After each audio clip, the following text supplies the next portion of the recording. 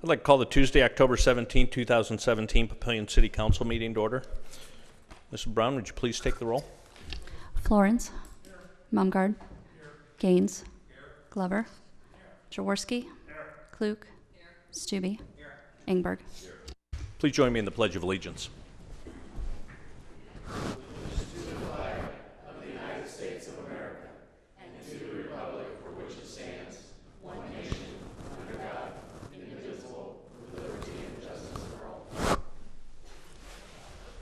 Thank you. And do we have an affidavit of publication on file? That's correct. And a current copy of the Open Meeting Act is posted in the back of the council chambers. Ms. Myers, Administrator's report, please. Thank you, Mayor. A couple quick things. You may have noticed that the pedestrian bridge is being removed. We would expect Verana to have that totally removed the first part of next week. And they will start beginning the building of the structures on the side. I think they may have already started that. Also, the flashing lights have been installed on 2nd Street.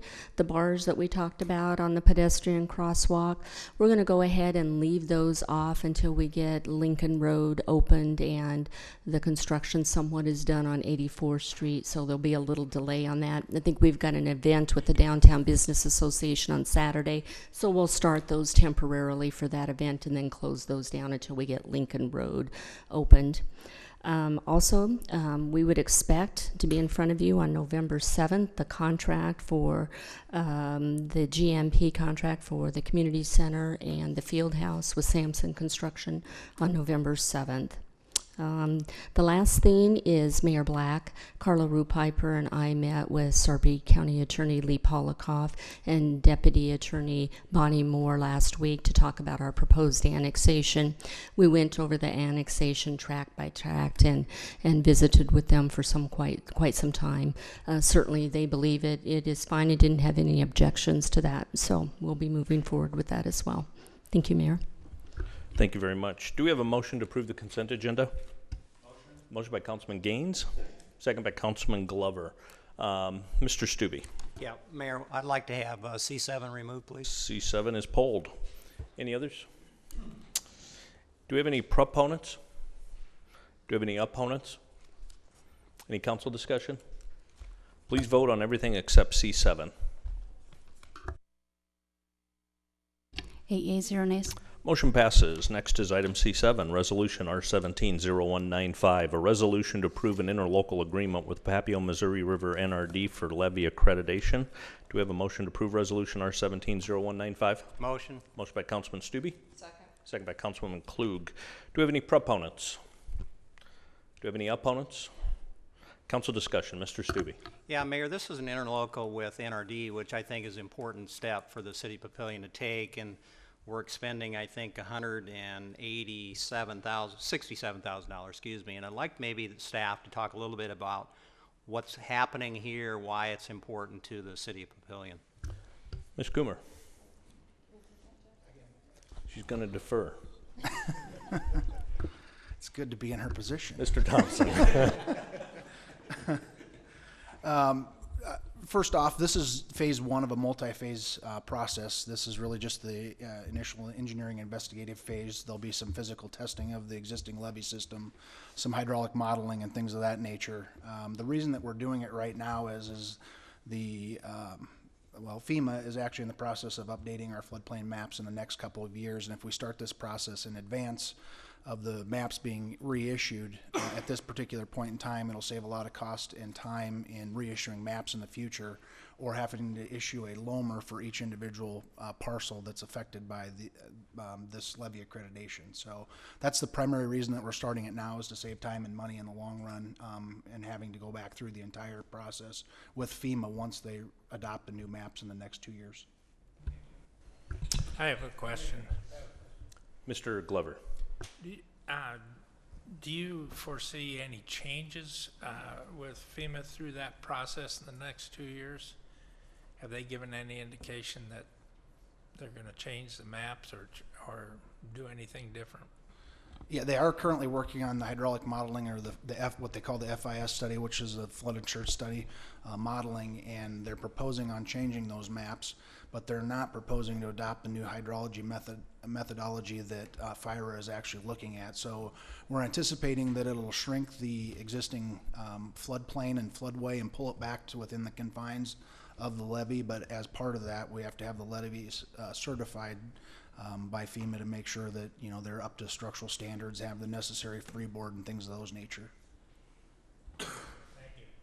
Mr. Mumgard. Okay, so bottom line, tell me if I'm right or wrong, if we spend this $167,000 and it leads to FEMA changing the floodplain maps so that there's more land that can be developed, and that adds to the economy of Papillion, in theory, we get all of our money back.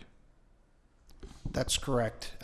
Again, this is just phase one, though. The actual accreditation is a second phase, which would require additional funding, which in preliminary discussions with the NRD, you know, it's a partnership that they've essentially bought into, that, you know, we would continue to move forward if this initial investigation phase Well, is results this in a necessary step to eventually Yes. hope to get the floodplain, get more land out of the floodplain? Yes. Okay, thank you. And correct me if I'm wrong, I think one of the reasons we wanted to do it too is we believe through NRD and FIRA that there's some better information out there, and I think that's the hydrology that you mentioned, non-engineering terms, my simple language.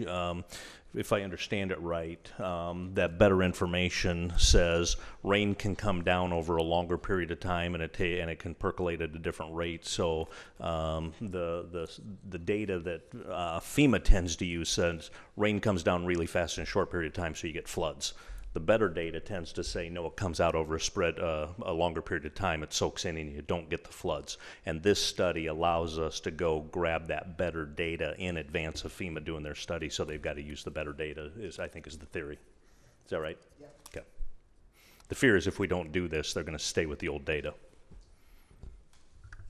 Any other council discussion? Mr. Stubbe? Yeah, Mayor, I think also not only the development perspective that Councilman Mumgard mentioned, but I think it also addresses some of the existing properties that are currently within the floodplain, that if that area is reduced, then there's a potential those property owners won't have to pay that flood insurance anymore, which is obviously a benefit to those existing citizens of Papillion.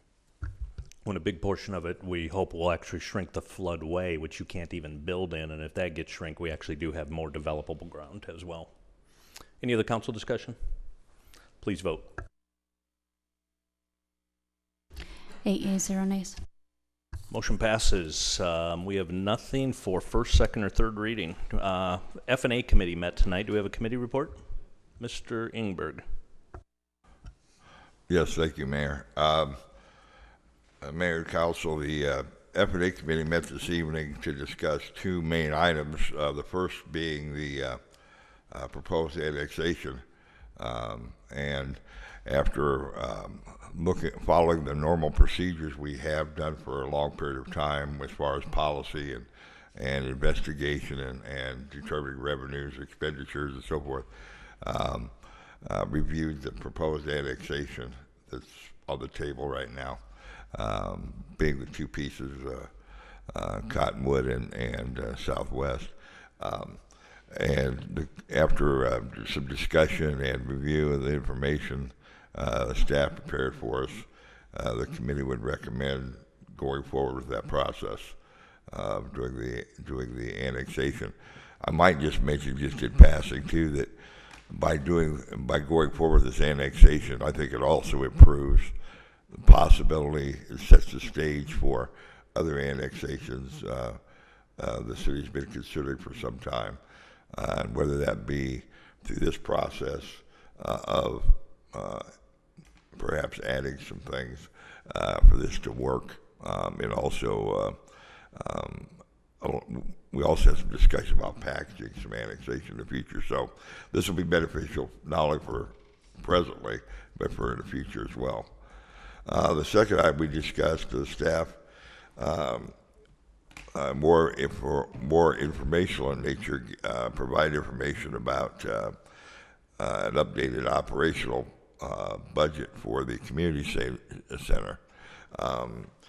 Primarily, there was discussion about some potential partnerships as far as users, groups of users that would include health, the health area, education and recreation groups. That potential was there, and they updated us on that. Also, we discussed some staffing circumstances, some updated information provided to us about numbers of people and how it would be structured and what cost there may be, and also had some discussion about the philosophy of the community center as we move forward and get in the process of actually approving the construction and so forth. I think the intention is, as the operational gets even more firmed up, we'll meet again, and eventually it'll come before the council as a package, but that's all I have to report. Thank you very much. No other committees have met. Comments from the floor. We got some students here. You got off lucky. We had a short meeting. But you still got to come up and introduce yourself. Come on, students, come on up to the podium and introduce yourself. Let us know why you're here. Nobody gets off, so go ahead and come on up. Start lining up. The first one gets extra credit. Yeah, you get extra credit, so get up there. Now he jumps up.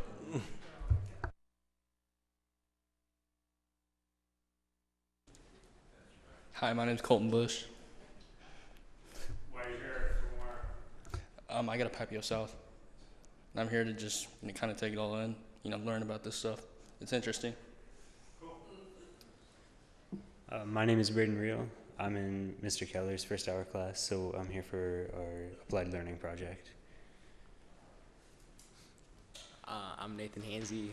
I'm in Mr. Keller's class, and I'm doing my applied learning project. I'm Michaela Duke. I'm in Mr. Keller's class. I'm here for my applied learning project. I'm Dylan Kiefer. I'm from Mr. Wagnish's class, and I'm for the applied knowledge project. I'm Jackson Fritsch, and I'm here from Mr. Wagnish's class for an applied learning project. I'm Jonah Schreiner, and I'm here for Mr. Keller's fourth hour project. I'm Jonathan Ewald. I'm here for Ray Keller's class at Papillion South. Thank you very much. Any other comments from the floor? Seeing none. Any council comments? Just a couple of updates. Ms. Coomer, Ms. Svensson, Ms. Myers, myself attended a MAPPA annual meeting. Got some updates there. Councilman Stubbe was there as well. Also attended, we had 2 ribbon cuttings, one for Nebraska Title Company. They moved locations in Papillion, but they expanded. And then RDO Truck Center is a company out of North Dakota, and they had acquired an operation in Omaha, and they wanted to expand, and they relocated to Papillion. They're building about a $10 million facility, bringing 50-plus jobs. I think they'll end up being really good community partners, and they're out in the industrial area. Mr. Thompson, Ms. Myers, myself met with a developer on a development concept along 96th Street.